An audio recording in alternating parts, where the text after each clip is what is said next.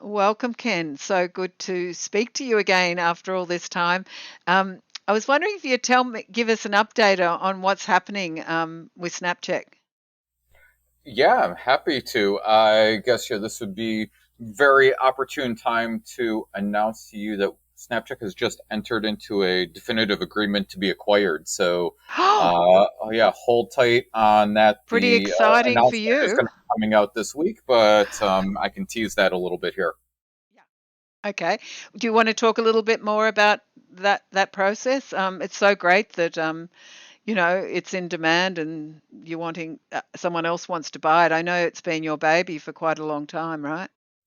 Yeah, I have been on this journey for a little over 6 years, and it's Wow. very exciting to see what that next evolution of Snapcheck will be, and Great. how it's going to be taken to the next level by the acquirer. So, always fun to be able to take that step back then and see your baby take their first steps and then move on. Yeah.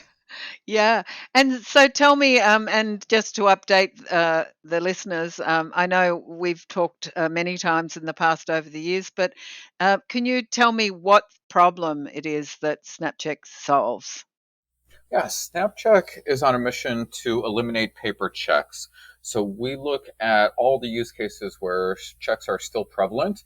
This is in small business, B2B payments, and mass disbursements. Those could be rebates, refunds, insurance payments, and looking to modernize those payments, bring those use cases into the 21st century through a digital payment mechanism that helps to minimize the friction of change and drive those use cases over the digital divide.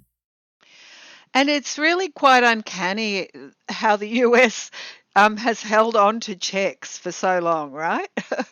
Like, It is pretty why do you amazing. think so? Because even in the UK and Australia, New Zealand, all those countries, no one uses checks anymore. What do you think that's about in the US? Just as an aside.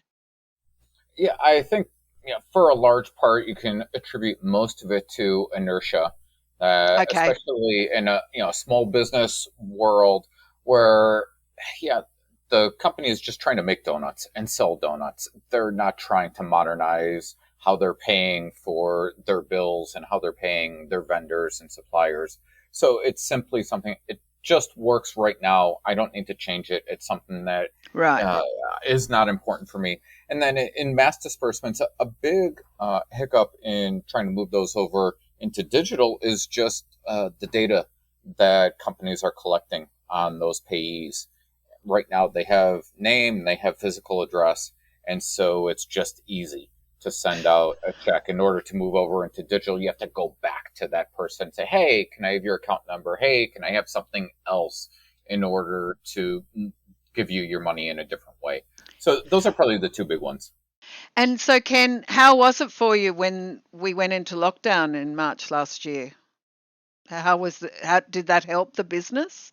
Because everything seemed to go digital and contactless, so I would imagine that your business would have been more in demand. I think, like everyone, COVID really turned the tables completely upside down. So we had some projects that were in the works for a long time that completely got shelved, and we had a huge demand show up of people approaching us for applications for Snapcheck digital checking. So I would Fabulous. say, it was good and bad. It was definitely a roller coaster as Yeah. we saw some long term projects go to the side. We were really pulling our hair out. I don't know what's going on, but yeah, ultimately that drive to digital, the drive away from physical, really meshed with our mission statement and our vision for the future. Ah, interesting. So you had to pivot. We didn't really pivot. We just had, I guess, inbound demand from new clients that previously were waiting and seeing, right? So, yeah, Ah, they were a little bit reluctant to move over into digital. And then once everything turned remote, they said the time is now. We need to move into a remote digital world. And we were sitting there waiting. and so I gather that that would have been the start of now you're saying that you're going to be acquired. Do you think that all this intensity around going digital, has helped in selling the business? Definitely. I think that there has been a renewed emphasis all the way around business world in payments as well as just in the users of payments to figure out new ways when you can't get into your office, when you can't get to your physical files or your physical checkbook. Uh, how do you now conduct your business when Hmm. everyone is stuck at home? So this move towards collaboration, the move to online everything, the move to conducting things digitally, now really came to the forefront because people were locked out of those physical spaces that they were used to. And so inertia left. You Correct? know that one of the great maxims of life is, we only change when there is crisis, Yeah. and nothing could have been more truthful here over the past 2 years. Right, we have Right. all been through a major crisis Yeah. together, Yeah. and we have all changed. Right, we have Yeah. all evolved together. Yeah. Well, and so great that it's been ultimately a very positive outcome for you and Snapcheck. And so, what do you think the future looks like for Snapcheck? And then obviously talk about what your future looks like, because you'll be parting ways, I gather, or will you be staying with the business? Oh, I will be parting ways. Okay. Let the business grow and evolve. I think that there's definitely a lot of excitement and opportunity. The acquirer has a much larger footprint and reach than we did, Yep. and we're able to achieve ourselves as a small little startup. So I think it's going to be exciting avenue, not only within our concentration, right, in those use cases and niches, but also now geographically. I think that there is a huge opportunity to use Snapchat cross border Great. within a larger segment of customer base, not just small business or mass disbursements. I think there's a real opportunity up and down the stack for the Great. application of Snapcheck to transform business payments across the world. So, what's in Ken's future? Oh, that's a very good question. Yeah, Are you right taking time out to start with?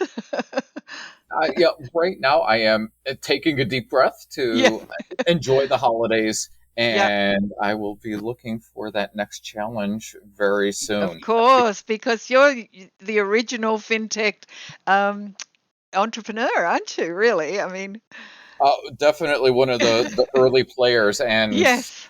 my own persona here is I can't sit still, so Yeah. it will only take a matter of days before I get sick of the walls that I'm staring at, and I need to do something new. And of course, family and friends will be like shocked and horrified to see so much of you for a little while. Yes, they will be the strongest proponents of me getting a new job. Well, it's such a great positive outcome, and so nice because, well, gee, must have been 2016 we first would have connected. So um, that's part of that your 6 years, right? Yes, you've had a front row seat to much of the Yes. Snapcheck journey. It's a lot Yeah. of fun. Very cool, very cool. And so, talking a little bit on the bigger scale, how do you think fintech is going to go now after this crisis? I mean, the crisis hasn't finished. It looks like we have to just keep living with COVID in its various forms. Um, how do you think this is going to affect fintech and fintech startups? Yeah, well, like I said, I think we've all been through this shared crisis together, and it has brought about new thinking up and Mm, down the industry. I think that part of this is that the sleeping giants have awakened now. The large banks, large big tech have awakened to the opportunity of fintech in transforming the world, and they are starting to move. So I think that the next wave of innovation and change is really going to be, this big mosh pit of everyone really working hard together, collaboratively and competitively within fintech to transform what has been a very antiquated system top to bottom for a very long time. So the good news is there's so much opportunity because things have been antiquated for so long. Mm. Uh, but now there's going to be a lot of players and hopefully working together to help solve some of these customer problems that are still outstanding. And we can kind of evolve into what I call FinTech 3.0, which is now the move to collaboration to the large banks and large players working together with more innovative, smaller fintechs in order to leverage the strengths of each and combine them together in a way that can really help users modernize their payments, modernize their back offices, modernize their banking stack, and be ready for the next 100 years. It's pretty exciting. I know all the investors that I've been speaking to say that the market's really hot at the moment.